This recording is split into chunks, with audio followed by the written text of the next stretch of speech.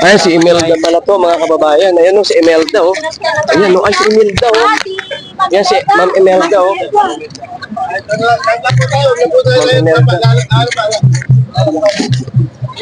Ma'am Imelda. Kaya pala, ayan na mga kababayan, no? Dumating si Madam Imelda. Okay, kaya pala. Kasi darating pala si Madam Imelda, mga kababayan. Sige sir, salamat.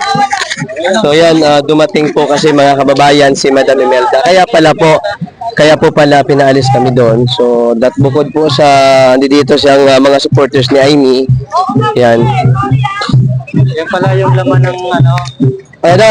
Daw natin. Kaya sabi ko, sorry. Hindi, katropa natin eh. Hindi. Sinamahan naman natin sir, ano. Dumating si Imelda. Diba? O bakit sila papasok doon? Ba tayo hindi pinapasok? Puto yung mga ensaymada nandun, no?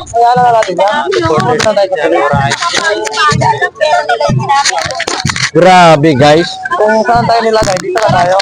Dito na tayo, huwag na tayo umalis. Kaya kapulisan natin.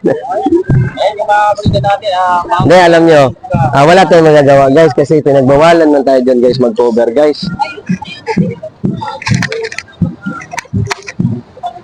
Tayo na lang natira dito, no? Wala dito. Dito na lang tayo. Ayan, guys, so ayan sa dulo. Kumuhag sa utos ng polis. Ito na, ayan na. Ayan na, oh. Nag-ano na, oh, nag-ano na sila. Putok na, tapos kapag dating ng mga Duterte, okay lang sila mag-cover, no? Yeah. Grabe talaga ba ang buhay ba? Ayan, oh. Si Aimee, mga kababayan, dumating na, oh. Ay, grabe ba?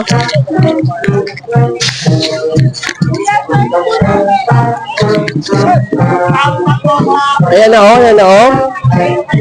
Oh, grabe, papula-pula talaga si Aimee. Bakit? Mangga ba yan? Mangga, sabi pa eh.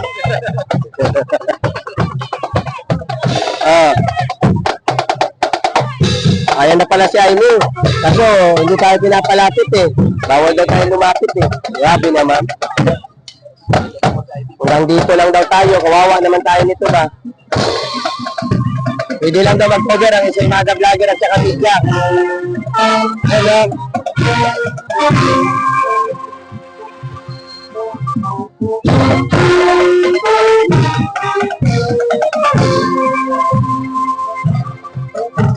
Ayan na, si Aimee. Ayan.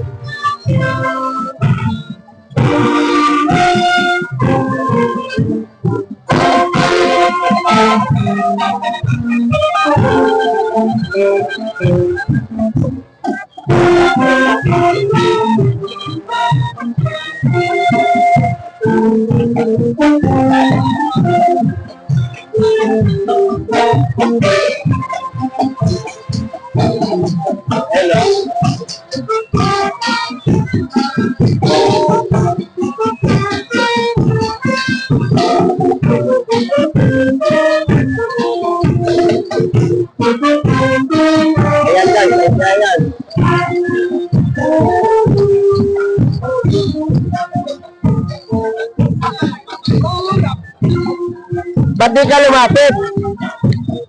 Ayaw kong lumapit yan.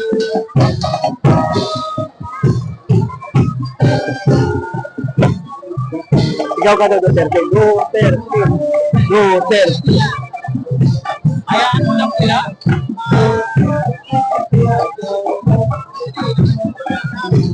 Nakalungkot, sir, no? Tayo, bawal lumapit. Ensaymada lang naman pwede.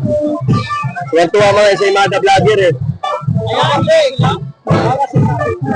Pag nag-online ng PDP, harangin din natin sila. O, bawal Eh, alam mo kung sino nagbawal sa atin? Yung mga ensaymada vlogger. Yan yung nagturo sa atin. Putragis na yan. Pagka tayo, bawal mag-cover sa mga kandidato nila. Tapos pag Duterte, una-una sila. Pag Duterte, una-una sila, okay lang. Alam mo naman, saya, no? Pati, Ah. sabi ng mga viewers natin, hindi ko Kaya nga eh. Pinagbawalan ba naman kami pumunta doon? may shooting nga tayo kasi may director eh. Oo, may director talaga. Baka isang pelikula nila to. Isang pelikula tong pagkatalo na to. Oo. Ay, lamay na eh. Ay, patay ba dyan to? Wala, ano yan, malabo yan. Malabo yan manalo. Malabo yan. Marami na nga galit. Madami lang naman kasi may mga Nutriban ano oh. Sabi nga, alam mo ako, ngayon ko lang nakita yung ganyan Nutriban na yan. Ako, na-cover ko yan, matagal na.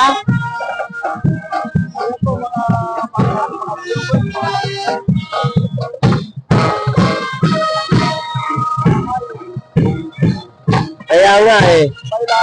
Ayan oh.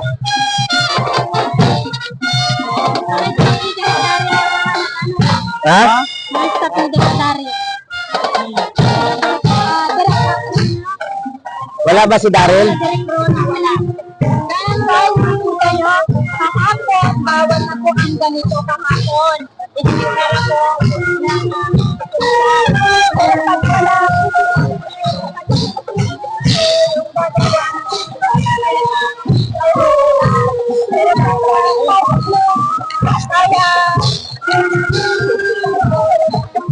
Grabe no?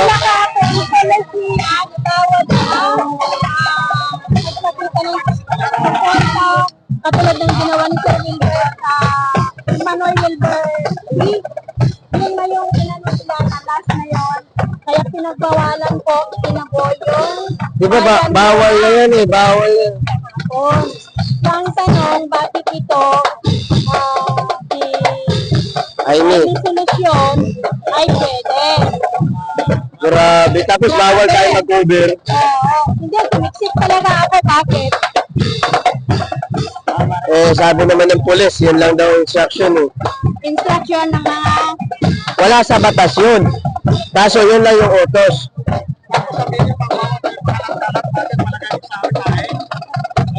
pati yung mga ibang yung Hindi, okay lang yun. Labo din naman manalo so yun. ito isang patunay guys na ang kapangyarihan talaga ay isa. Grabe ba, nakakagalit ba? Tuwan-tuwa yung mga tuwan-tuwa yung mga Ensaymada vlogger eh, no? Sila, okay lang. Dati tinira-tira nila sa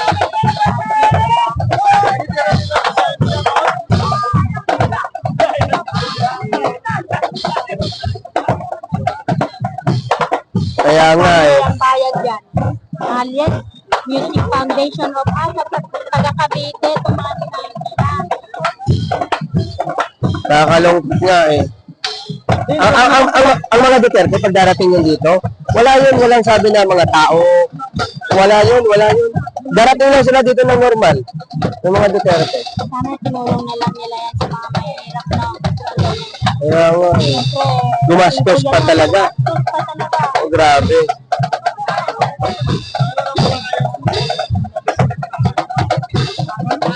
O, alam mo, sinumbong talaga tayo eh. Kahit na.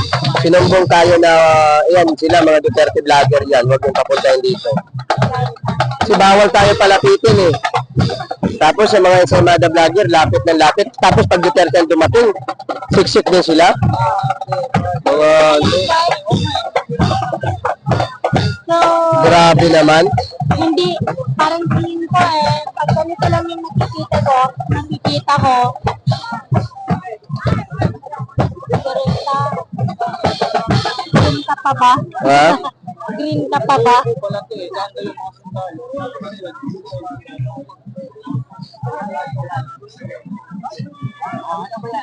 Yeah.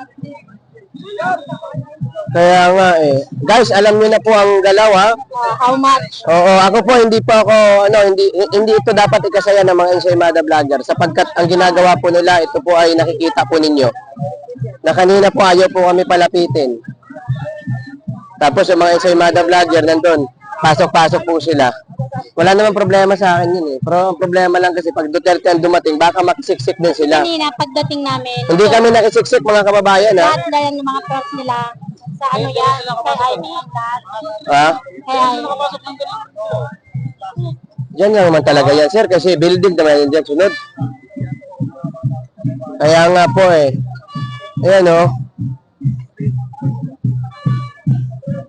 Oh, basta po ha, nakikita nyo po ang katotohanan mga kababayan, mag-isip po kayong mabuti. Kami po, hindi na po kami nakisiksik kasi, di ba, pinagbawalan nga kami na lumapit eh. So, Saka ano, tapos pag Duterte ang dumating, sisiksik din sila. So, di ba? Paul yan. Kanina, pinagbawalan kami, Putragis. Hindi, I understand sa ating kapulisan. Hindi tayo pwedeng magalit sa kanila sa pagkakataon na ito. Kasi, yun daw ang utos eh. Kung sa, ano, ang instruction sa kanila. ang pulis dapat, ano, Di, takot din. Siyempre, marami dyan. Takot din. Alam natin yun na dapat ano sila. Pero putik eh. Pao. service for Ah. people.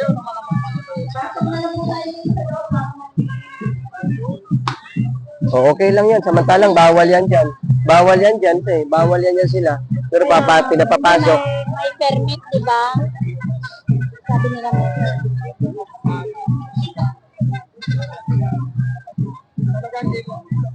Kaya pag wala na yan, mamaya, sabihan natin. Ha? Sabihan natin mamaya. Sino? Yung guard. Na? Tapos na yun. O bakit pinapapasok yung dito? Di ba bawal? No, eh, permit daw sila eh. Wala. Ang mga Ensaymada vlogger, tuwan-tuwa eh, no? Mga kupal. Ngiti sila eh. Nandun eh. Di yata napansin lang. Hindi kasi baka yung mga kilala lang talaga sir ang pinagsusumbong. Yung mga kilala lang talaga. Ayan, maraming salamat. Ian, thank you buhay. Kaya nga guys eh. At least guys, nakikita niyo po ang mga kaganapan dito. Ito pala, yung pala yung damit na binibigay nila doon kanina. Nakakaiwan ko ba? Yan, sir. May discrimination pala ngayon. Alam na natin. Okay lang yan, sir. Pero hindi, ang tanong kasi pagdating ng mga Duterte, kung sisiksik ba sila, anong gagawin mo? Grabe, nagdala pa ng Ng ano? Ano sir? Paano pag dumating dito si mga Duterte, tapos nandyan din sila? Hindi pwede. Ano gagawin mo? Pasipain mo ba? Hindi. Respeto natin sila. Respeto. Ibig sabihin, May respeto tayo. Oo. Sila wala. Wala. Oy, si Buwanag yun ako. Salamat sa pamimber ha. Thank you, ma'am. Kaya nagalit si Ayo eh. Pumabagsak si Ayo ng red kanina eh. Mabagsak ka. Oo, red talaga. Binagsak ni Ayo. Galit na galit si Ayo eh. Yan o. Meron pang... May mascot pang... Tuwan-tuwa talaga sila ngayon. Sa bagay, pag dumating ang mga Duterte, respeto pa rin namin yan. Respeto lang tayo. Kung ano lang, Kasi dapat wag natin gawin yung ginagawa nila. Oo. kung ano lang yung decision nila, okay lang yan. At least tayo may respeto. O, nakikita nyo yan ha. Mga kababayan, nakikita nyo ha. Kikita nyo yan ha.